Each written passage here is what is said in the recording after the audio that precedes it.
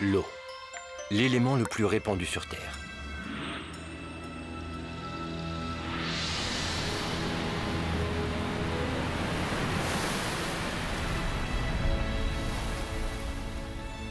L'eau nous accompagne à tout moment de notre vie. Mais connaît-on pour autant les propriétés et secrets de cet incroyable élément? D'où vient-elle? Comment l'eau est-elle arrivée à notre planète? C'est elle qui rend notre planète si unique. Mais c'est peut-être du côté de l'eau elle-même qu'il faut chercher les réponses à ces questions. Il y a autant d'eau sur Terre aujourd'hui qu'au début du monde, lorsque la planète s'est constituée et adopta la forme et la couleur qui nous sont si familières. Il reste aussi la question, en quoi consiste concrètement le pouvoir secret de l'eau?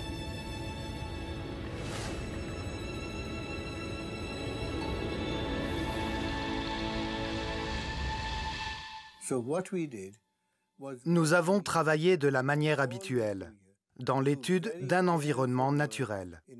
Nous nous sommes simplement concentrés plus particulièrement sur l'eau, mais en l'analysant sous de multiples angles. Dans les Saintes Écritures, l'eau est bien plus qu'une simple substance physique et chimique. Elle représente un certain concept, un concept lié à une façon particulière de concevoir les origines de la vie. Rien dans le monde n'est plus souple et plus faible que l'eau. Mais pour enlever le dur et le fort, rien ne la surpasse. Et personne ne peut la vaincre, alors qu'elle est facile à conquérir. La faiblesse a raison de la force. La souplesse a raison de la dureté. Tout le monde le sait, mais personne ne parvient à le mettre en pratique. Voilà ce qu'a écrit le philosophe chinois Lao Tzu il y a plus de 2500 ans.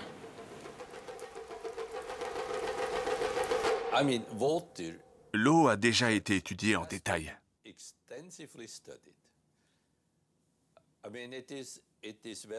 Il est d'ailleurs notoire que l'eau a des caractéristiques physiques et chimiques extraordinaires par rapport aux autres substances liquides.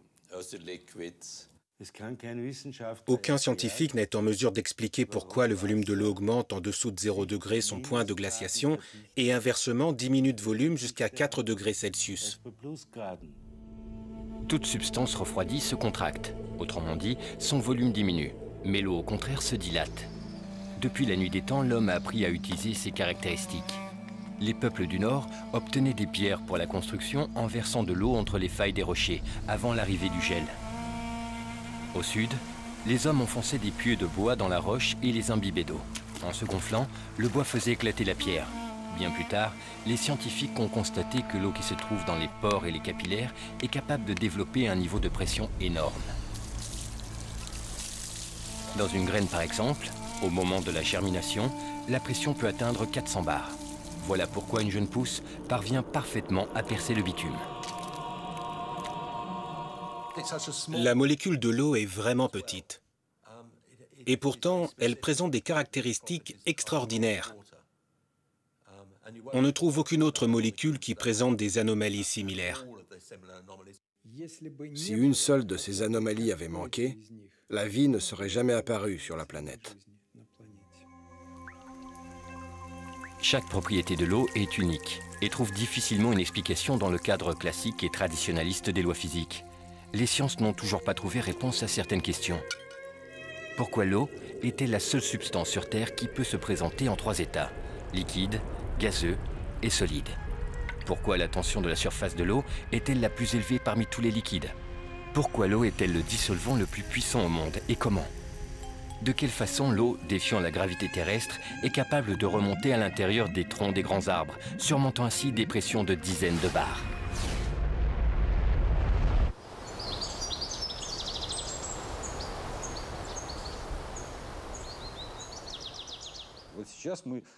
La communauté scientifique a fait un pas géant en admettant qu'elle ne savait pratiquement rien sur l'eau.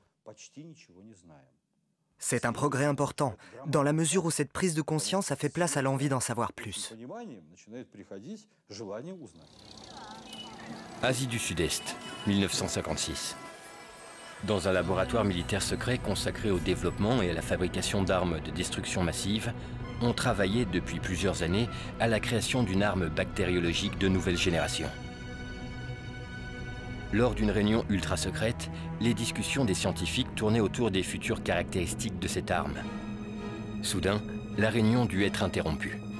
Tous les participants furent subitement conduits aux urgences, présentant les symptômes d'une forte intoxication alimentaire. Une enquête fut ouverte, mais aboutit à une impasse. Les scientifiques n'avaient rien consommé, en dehors de l'eau qui se trouvait sur la table de réunion. L'eau fut alors analysée, mais aucun élément nocif n'y fut détecté. Sa composition chimique n'était que H2O. Dans le rapport, les médecins déclarèrent donc que la cause de l'intoxication était due à de l'eau ordinaire. 20 ans plus tard, une incroyable hypothèse fut énoncée. Une hypothèse capable d'expliquer les conduites imprévisibles de l'eau. L'eau aurait une mémoire. Les expériences réalisées aux 4 coins du globe ont confirmé que l'eau a la capacité de recevoir et d'enregistrer l'empreinte de toute influence extérieure, mémorisant tout ce qui se passe dans son environnement proche.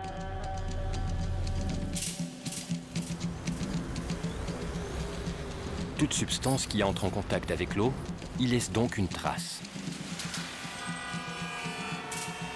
Nos ancêtres ne l'avaient-ils pas deviné quand ils transformaient l'eau ordinaire en eau curative en utilisant des récipients en argent? À ce jour, l'eau structurée ou dynamique est le meilleur antibiotique qui soit, à tel point que l'armée américaine a utilisé cette eau en Irak et en Afghanistan. Il suffit d'une molécule sur 100 millions de molécules d'eau potable pour détruire tous les germes présents dans une plaie. Le président des États-Unis utilise de l'eau structurée pour se désinfecter les mains. Alors, je me suis interrogé, comment est-ce possible? En enregistrant les informations, l'eau acquiert de nouvelles caractéristiques. Pourtant, sa composition chimique reste intacte. Dans un premier temps, on s'est penché sur la composition chimique de l'eau. Mais à la surprise générale, cela n'a abouti à rien. Car la composition chimique importe bien moins que sa structure. Quand on parle de la structure de l'eau, on parle de l'organisation de ses molécules, de la façon dont les molécules de l'eau s'agroupent entre elles. Ces agrégats d'atomes sont appelés clusters, et les scientifiques ont supposé que les clusters agissent en quelque sorte comme les cellules de la mémoire, où l'eau enregistre ce qui l'entoure, telle une bande magnétique.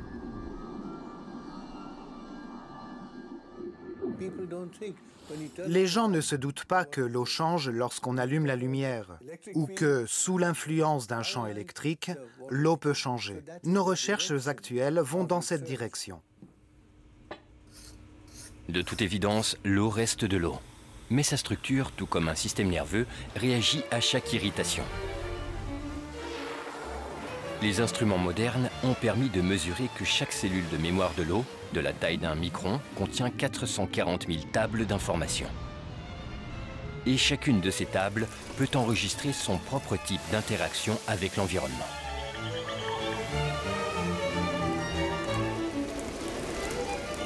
Si on considère un cluster comme un agrégat de molécules spécifiques, alors sa durée de vie est courte. Mais si on le considère comme une structure, que les molécules peuvent quitter et réintégrer à loisir, sa durée de vie s'en voit largement accrue.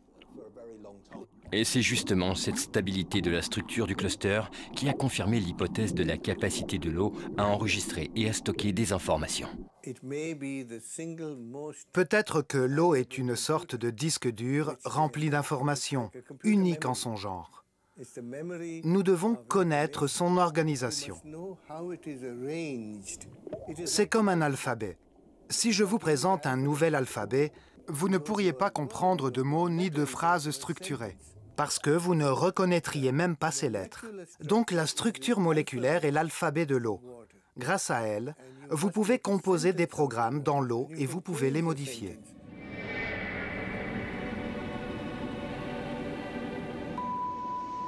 Hiver 1880. Le bateau Lara, parti de Liverpool, fait route vers San Francisco. Au 3e jour de trajet, un incendie se déclare à bord. Les canots de sauvetage quittent le bateau. Parmi les rescapés se trouve le capitaine Neil Carey. Mais très vite, les réserves d'eau s'épuisent et les survivants commencent à souffrir de la soif. Après 3 terribles semaines de tourmente en pleine mer, ces hommes atteignent enfin la côte. Le capitaine Carey, considéré comme un homme intègre et sérieux, raconte ce qui les a sauvés. Nous avons rêvé d'eau douce et nous avons commencé à imaginer l'eau bleu marine se transformer en eau bien verte et potable. J'ai rassemblé mon courage et j'ai puisé de l'eau. Quand je l'ai goûtée, elle était douce.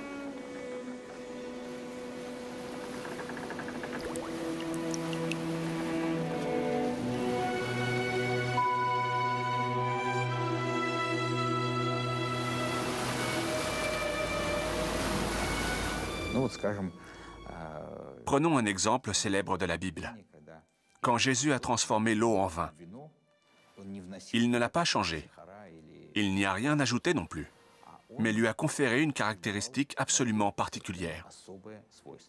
Nous avons réalisé de nombreuses expériences en exposant des échantillons d'eau à diverses influences, diverses forces, telles que des champs magnétiques ou électrostatiques, diverses substances, ou encore à des émotions humaines.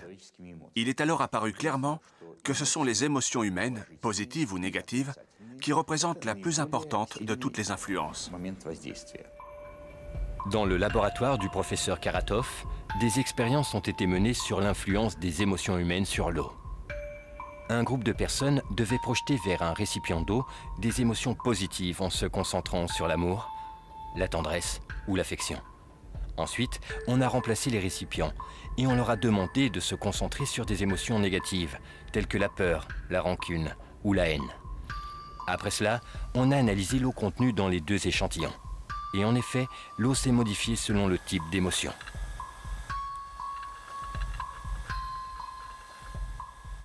On a remarqué que les émotions positives, comme l'amour, augmentent les niveaux énergétiques de l'eau et la stabilisent, alors que les émotions négatives, comme la haine, les font baisser, provoquant des changements radicaux dans l'eau. J'espère pouvoir montrer à tout le monde que l'eau a une mémoire. Dans le laboratoire du Dr Emoto, on analyse des échantillons d'eau soumis à diverses influences extérieures.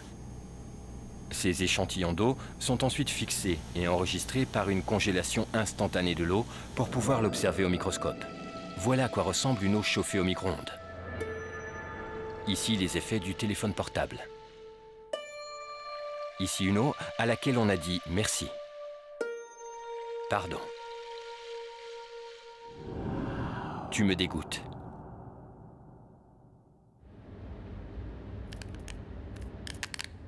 Aujourd'hui, les technologies modernes permettent de structurer l'eau artificiellement. Les germes de soja, dont les graines ont été traitées avec cette eau structurée, révèlent une émission photonique 6 fois plus élevée que des germes traités et arrosés avec de l'eau ordinaire. L'utilisation d'une eau structurée réduit les délais de maturation des légumes et multiplie leur valeur nutritive.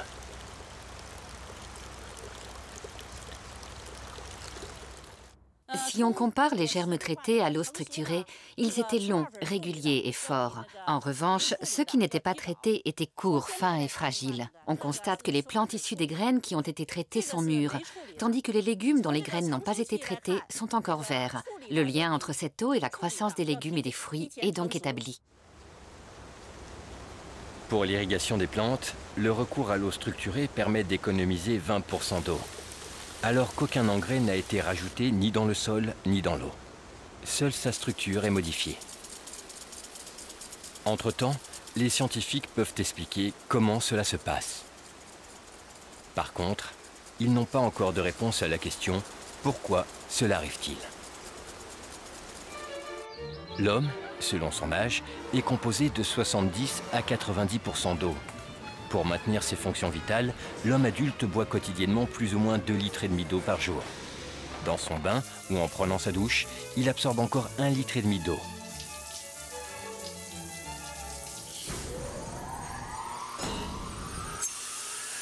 Mais avant d'arriver dans nos logements, l'eau parcourt un trajet aussi long que difficile. Avant, le bon sens voulait que les gens s'installent là où se trouve une source naturelle d'eau.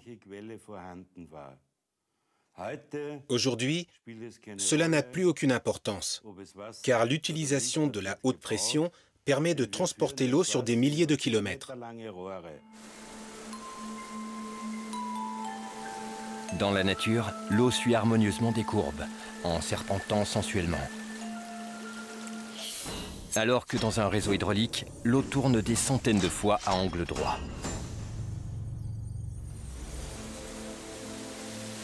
À chaque détour et changement abrupt de direction, la structure naturelle de l'eau se détériore peu à peu.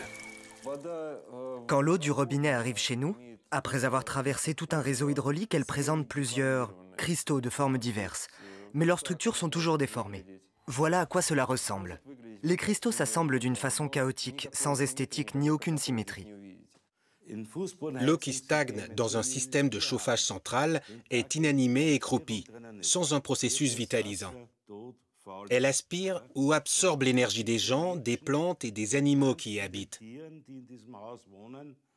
Elle leur vole cette énergie. On sait que dans la plupart des grandes villes, l'eau courante est stockée dans des circuits fermés. Après des processus agressifs d'épuration chimique et de filtrage puissant, elle revient dans nos maisons en gardant en mémoire les produits chimiques qu'elle a croisés et la violence qu'elle a subie.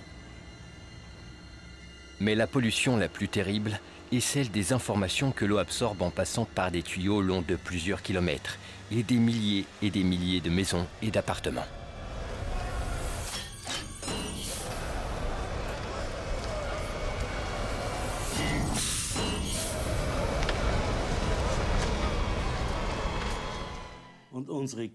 Nous polluons spirituellement l'eau, et nous le faisons de plus en plus. Pourquoi? L'eau s'approprie toute la jalousie, les soucis et le stress qu'elle croise. Nous déversons tout sur l'eau. Elle est presque morte quand elle arrive enfin à nos bouches.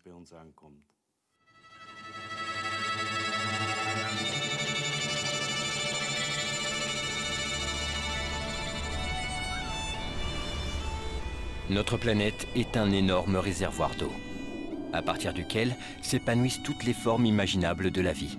Et chaque organisme vivant est en son noyau également un plus petit réservoir d'eau. Les technologies modernes nous permettent d'explorer le cosmos en profondeur. Et, sur ces lointaines planètes, la première quête de l'homme est toujours celle de l'eau. Il ne peut pas y avoir de vie sur Terre sans eau. Et la grande question est s'il existe une vie comparable sur d'autres planètes, ce qui serait impensable sans la présence d'eau. Maintenant, nous savons que les premiers organismes vivants sont apparus dans l'eau. Bien plus tard, ces organismes se sont adaptés à l'environnement terrestre. Je ne pense pas un instant que ce soit le fruit du hasard. Ce n'est pas par hasard que l'eau est mentionnée dès les premières lignes de la Bible. Quand il s'agit de décrire la création du monde, de la vie et de l'homme, l'eau y est irrémédiablement associée avant toute autre chose. Comme toutes les sculptures qui étaient déjà présentes dans la boule d'argile, l'eau contenait les principes ou concepts de tous les futurs organismes vivants qui allaient apparaître. Mais le démarrage de n'importe quel processus nécessite d'abord une impulsion, un déclencheur.